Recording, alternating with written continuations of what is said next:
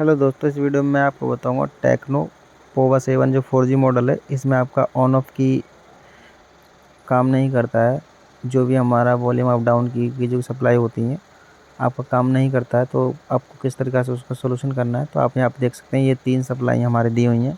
Red colour से हमारी जो पावर सप्लाई है ये हमारा डाउन है और ये हमारा अप लाइन है, और एक इसमें हमारा ग्राउंड पॉइंट होता है। और ये इसके जो कंपोनेंट है जस्ट हमारे इसके एमएमसी के पास में लगा हुआ है। देख सकते हैं ये हमारा यहाँ पे ये इसके सारे कंपोनेंट दिए हुए हैं। जो भी इनमें से कोई भी कंपोनेंट आपका ट्रैक मिसिंग या लीकेज या कोई कंपोनेंट मिसिंग होगा तो वो आपका सप्लाई काम नहीं करेगा। तो आपका जो की है जैसे कि वॉल्यूम अप डाउन या पावर की काम नहीं करेगा।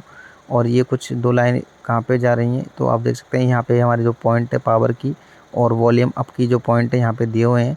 तो यहाँ से भी आप चेक कर सकते हैं ये ट्रैक हमारे यहाँ पे आने चाहिए। अगर ये ट्रैक मिसिंग होते हैं तो यहाँ से आप सीधा जंपर दे सकते हैं।